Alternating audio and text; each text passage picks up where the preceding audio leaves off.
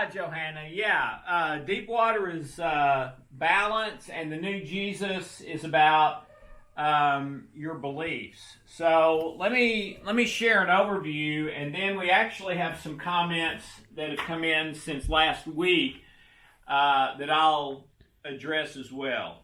But as far as balance goes, I have no idea how many people I have seen in a counseling or coaching type setting in 30 years, but my guess would be that there haven't been more than 10 who were not out of balance in some area of their life, and that was a contributing factor to why they were seeing me, if not the reason they were seeing me. And in many of those people, our task was to get this area of their life that was out of balance back in balance somehow. And if we were able to do that, they would be good, the counseling would be seen as successful, and they would have a better life starting from there. As far as your body is concerned, we have about 350 systems. There's 10 to 12 macro systems like cardiovascular, neurological, etc., and about 340 or so micro systems. So within gastrointestinal, which is one macro system, you may have 8 micro systems within gastrointestinal. And all those things work really like a baby mobile. Everybody's seen those where they're hanging above a crib and they have a whole bunch of little strings on them and things at the end of the string, and if you can wind it up and they'll sort of bounce around and play music, or if the baby touches one, they'll jump all over the place and then they'll come to rest again, usually in a different place than they were when the baby touched them. Well, your body works kind of like that. It is always 100% of the time seeking homeostasis, which is kind of a more clinical way to say balance, okay? We're supposed to work. Ancient manuscripts say if a person doesn't work, they shouldn't eat. And we know that later in life, when people retire and quit working, they tend to die, okay? So we're supposed to work, but we're also supposed to play. We're also supposed to rest. We're also supposed to have spiritual meditation type time. We're maybe most importantly supposed to have meaningful relational time every day. So living a full, happy, healthy, successful life is largely about homeostasis and balance. When something gets out of balance in the body or in your life, like not getting enough sleep, you can have variably any symptom known to man from not getting sleep, okay? From eating a poor diet and not getting any exercise. You can get about 100 different symptoms and illness and disease and all kinds of stuff, all right? And what I've talked about so much for the last 20 years is stress. Well, being out of balance or your body not in homeostasis, that's kind of what stress is, okay? So if you are in balance and homeostasis, physically, mentally, spiritually, your stress is most likely going to be very low. So if you're looking at your life thinking, you know what, I am really stressed, or I'm having a good bit of anxiety or sadness or can't sleep or whatever, I would say one of the first things you need to look at is whether some area of your life is out of balance. And think of automobile tires.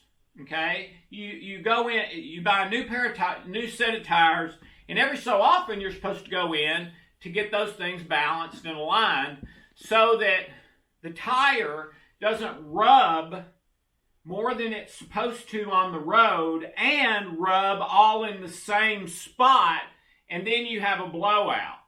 So if your tires are in balance, the way they're supposed to, then you'd have a smoother ride, they last way longer, etc., etc. Well, we work the same way. Every day you'll be smoother and more love, joy, and peace if you are in homeostasis and balance. And the only way I know to do that is, first of all, set up some routines in your life. And we'll talk about that more in a later deep water. But secondly, every single day to prioritize being in balance this day. Now, there's always exceptions, okay? I've had times in my life when either Hope and I were really, really poor, and so I needed to work way harder to put food on the table, but we knew it was for a short period of time. I did that when I went back to graduate school, and the short period of time ended up being like 3.5, 4 years to get my PhD and ND. And I went to school full time and worked 2 jobs. At one time I worked 3 jobs and went to school full time. And boy, it was exhausting. But we knew at the end of this, we'll be at a very different place in our life, and we'll slow it down, get back into balance. So what I'm saying is there are times intentionally when you're out of balance and you know it, but it's for a particular period of time. It's for a particular event or something like that. And then you get right back in balance as quickly as you can when that's over. And if it goes on too long, you may need to get back in balance sooner, or you're going to end up crashing with something really bad. Among those 3.5 years or 4 that I went back to school and worked 3 jobs, there were several periods of time where I had to take like a week and just sleep and rest, or I would have crashed. Okay. So that's sort of the point for this week. And in the New Jesus, we talked about belief and how everything boils down to your belief. So if you want to change something in your life, you have to change a belief. There's no way around it, and that is difficult to do, but you can do it. And so in the New Jesus, we're talking about how do you find the beliefs that are causing a problem in your life, and just as importantly, maybe more so, how do you change them to a new, healthy belief that's going to be positive to your life. Now, let me take a look at a couple of questions that people have sent in. And this one is based on talking about routines.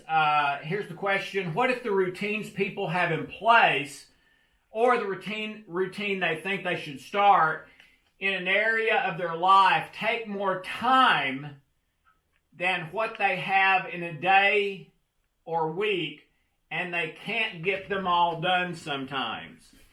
And that's a good question, but I would say that for the most part, I know most of you know my story. I grew up, I was dyslexic, I had ADD, ADHD, except they didn't know about those things when I grew up. So they simply thought I was dumb until they gave me some IQ tests, and then they said I was smart but not trying, and they were wrong both times. Okay, and it was a very difficult thing for me to deal with. Well, when I discovered routines, that's when I started being able to get things accomplished. So for me, the routines save time, not take more time. It makes my day more efficient. But I would say if you feel like, the routines you need to put in place take more time than you have, then I would say you need to reevaluate your day and see, okay, where can I find 5 minutes here, 10 minutes there to put these routines in place so that I can accomplish something that I haven't been accomplishing. All right, another question. What would you suggest to people who feel restricted or pressure from their routines, like working out, nutrition, in order to avoid being unhealthy, where it feels like a bad thing might happen if you don't stick to your routine? That's a good question too. And I would say that there's no guilt. That if you're living the way we have been preaching and teaching and talking about for 20 years, one of the bedrocks of living in love is no guilt. Okay? So I've messed up my routine so many times. I mean, I would guess that I blow one of my routines at least once every other day. Okay? Now, some weeks are different, but on average, probably once every other day. All right? But that's okay. That's okay. You just get right back on the horse. The key is being able to do it without the guilt and shame, because the guilt and shame tends to compound the not doing the routine, which makes you feel bad, which makes you need to numb the pain or do something pleasurable to offset it, and that's where you get into habits and addictions. Okay? So the key there is you'll never do your routines perfectly. And I don't even know if it's good for them to be perfect. I think perfectionism does more harm than good, all right? So expect that you're not going to do them well all the time, but the key, when you fall off the horse, no guilt or shame, just back on the horse, thankfulness, gratitude, etc. And then the third question that was sent in, what is your take on finding that balance, on being guided by a higher power or your conscience or God on what to do and going about the day without a set routine? And I love that question, because to me, that's how I live my life. Is the most important thing in my life is my relationship with God. Nothing else is close. I would not be here talking to you without that, and it's my number one priority every day. But I have a bunch of routines as well, and that's what kind of helped me go from not getting anything accomplished to getting quite a bit accomplished. So I believe that God is in my routines. I believe that God helped me form those, guide those, decide which ones to have, which ones not. The ones I do have, exactly when and where and how to do it. Not going to guilt and shame when I blow it, but thankfulness and gratitude and right back on the horse and that sort of thing. So I believe I do both of those every day. That I live from the heart and am guided by the Holy Spirit, but also have several routines to get sort of the have-tos done in my day so that I keep moving forward and don't go backwards or stay stuck, okay? But I make more mistakes than anybody I've ever known. But for me, I'm doing better than I've ever done in my life. And I'm happy and at peace and, getting some things accomplished week to week, month to month. So I think there can be both. I think it's kind of like you set up, the old water wheels.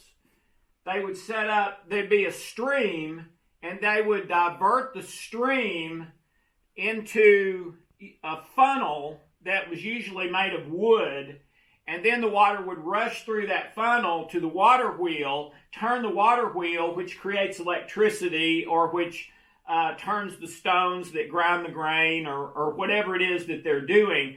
It's kind of like the chutes and the water wheel are the routines, and that flowing water is living from the heart and being led by God or my conscience or heart or whatever. And I think I can absolutely do both in the same day. In fact, to me, the routines make it easier to live from the heart because I can forget about the have-tos. I don't have to think about, I've got exercise today. When in the world am I going to do that? No, that's already planned out for me. Now, if I have to change it, it's no big deal. But it's already planned out. So I don't even have to think about that. It's just at such and such a time on Wednesday, that's when I go downstairs and do my 45 minutes on the elliptical machine. All right? So in a way, having the routines frees my mind and heart to flow and go where I need to go that is unique to this day and the people that I come across and the situations I come into. So those are the questions that were submitted, and so that's it for me, Johanna. If we have any questions or comments. Okay, so if anyone on the line on the phone has a question, press star 2 to raise your hand. Go ahead and press star 2. Your hand's going to raise, and I will open your line. If you are on the web, you can type in your question, and I will read that to Alex. And one thing I'd like to say while Johanna's looking is, and I think this is the first time I've ever asked this, is I would ask some of you who feel like you're getting some value and worth from these things to share it with other people. You don't have to send them to the YouTube channel. I mean, get out a piece of paper over lunch or dinner or whatever and say, hey, I heard something that I think is something good that has helped me that you might be interested in, and explain it to them yourself. If you can't do that or are uncomfortable, sure, send them to the YouTube channel. But I've had 2 people in the last week who have contacted me who are sort of peers of mine. They're best-selling authors. They're wealthy. They've been around for decades. Pretty well-known names, stuff like that. And they contacted me separately, not together. They don't even know each other as far as I know.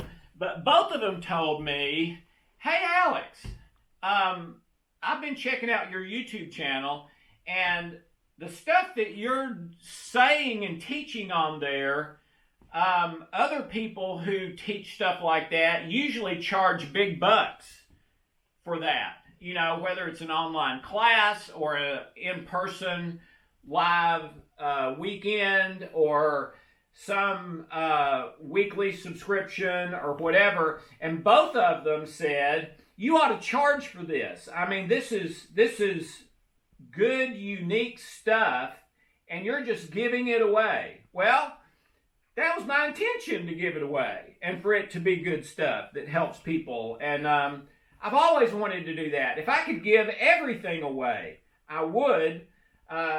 Can't, have to pay our bills too, but in 20 years, we've never turned anyone away because of money, and that was a spiritual commitment that Hope and I made, and I think we've been blessed for that. But anyway, if you're getting any value, share it, because that's the point, is to give people real value with something that's pretty unique for free. Sorry for the interruption, Johanna. No, that's great, Alex. Okay, so we have our first hand up, and it is from Glenn. Let me open your line, Glenn.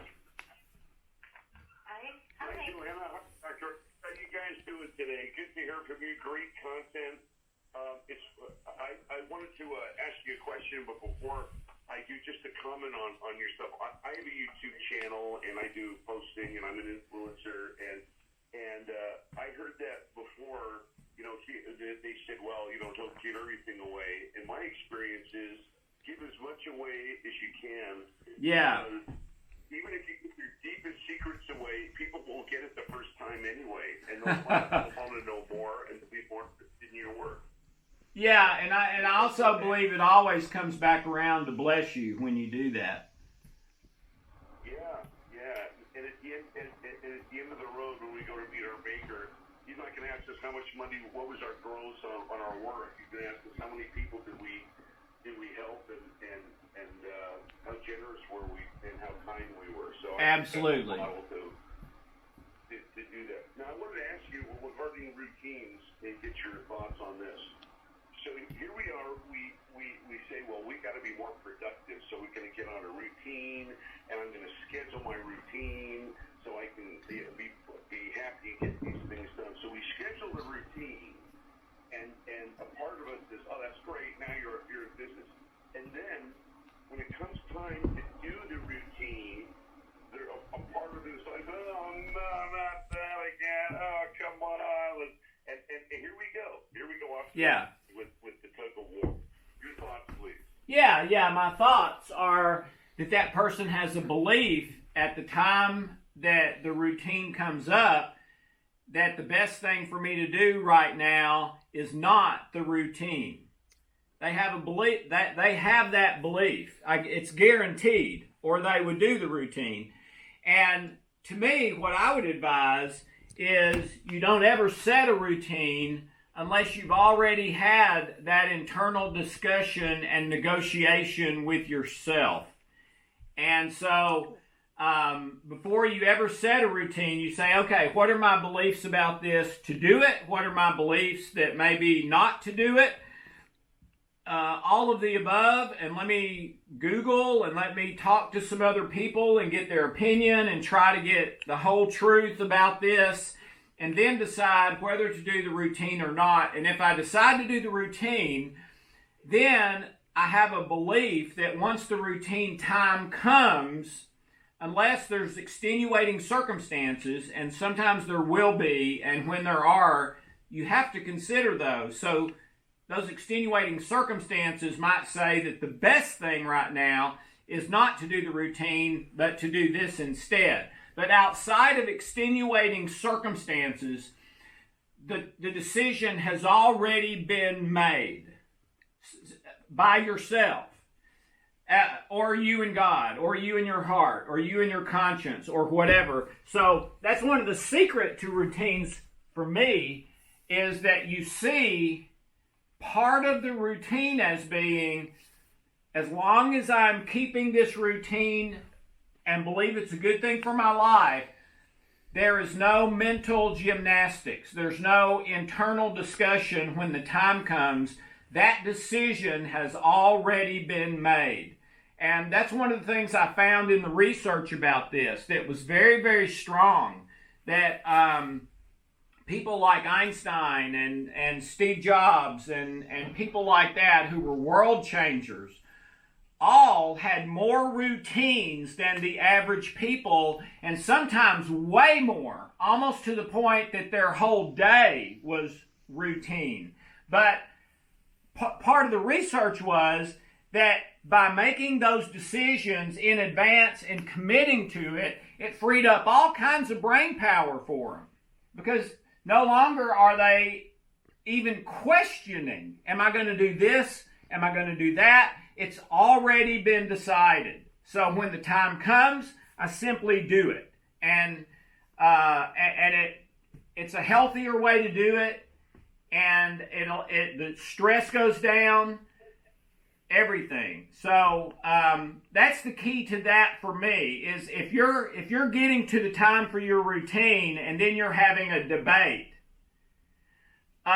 you've not really committed to that routine. Now, if extenuating circumstances happen, that's completely different, and that's fine whenever those things happen. But no extenuating circumstances, there's no discussion. The decision's already been made. I'm doing it. The other one is another caveat about that, which has worked really well for Hope, and my oldest son has very recently started doing it, and it's worked well for him. My wife would call making a deal with myself. And that's where you have a negotiation with yourself in advance. Again, the decision's already been made. There's no debate when you get to the time. But in this case, the decision is, okay, if I go exercise, then I can X. I can have a treat. I can watch a 30-minute sitcom. I can have a piece of chocolate. I don't know, whatever. But it's making a deal with yourself. If I do something that I'm really not looking forward to doing that much, but I know it's healthy for me, then I get some kind of a reward. If I don't do it, I have some kind of a consequence that I have to enforce on myself if the system's going to work. And that's basically called reality therapy, developed by a guy named William Glasser, which works especially well for kids, but it works well for adults too. So, long answer, but a very good question, and that's my 2 cents. I know that one of the biggest insurance producers, the guy who produces about 10 times more than his competition, or the next guy, is that like the agent of the year. He uses that reward thing that he says, if I'm going to have lunch, I'm going to have to do X, Y, and Z. And if I don't do X, Y, and Z, there's no lunch. Or I'm going to knock off at 6 if I get X, Y, and Z. If I don't get X, Y, and Z, I don't knock off at 6. I knock off until I get it done. So that seems to work for some of the highest producers in business. Yeah, so you've got those highest producers and have that working for them, and then on the other routine side, you got Einstein and people like him who are absolute world changers, who, based on the research, pretty much 100% of those kind of people, the Einstein people from the history of our world, a common thread among them is routines. Beautiful. Thank you so much. Okay, great to hear from you, Glenn. All right, we have a couple more hands up, Alex. All right, I've got 2 minutes. Okay. Our second caller is from Florida. Your line is 9037. Your line is open. I'll just make it quick. I just wanted to say part of my routine, I don't have much of a routine. I'm like actually in the stage where I'm trying to hustle right now to try to get things set up, a little business that we're trying to start. But one thing that I've started doing, and I've been doing this for months, almost consistently every week, is posting on Facebook. This call, and on my in my news feed or whatever it's called, it's got the long version, and I just kind of try to quote you on things, how you describe the call, and then also, you know, just kind of briefly what it's like for me. And then in my story, I'll post the short version, which is the name of the call and then the dial-in information. So, and I love that time when it comes, you know, I try to do it like on Tuesday or whatever, but sometimes I'm late. I don't try to beat myself up. There have been times too that I've forgotten, but Great. I feel better sharing that when you brought it up today. Now let somebody else get a question. Hopefully I'm done 2 minutes. Well, thank you so much. And hey, I would appreciate it if you would send us an email and how we can connect to that. Yes, I still want to outsource you guys. That's part of our business that we want to do, is we want to have that focus, because y'all have helped me so much in my life over the past 10 years. I just can't ever thank you enough, and I can't thank God enough. Well, our pleasure. So, yeah, send us how we can send other people to that thing you're doing. That's great. And Johanna, I am going to have to run. I apologize. Whoever is waiting, we'll answer you twice next week. Okay. Okay, thanks, Alex.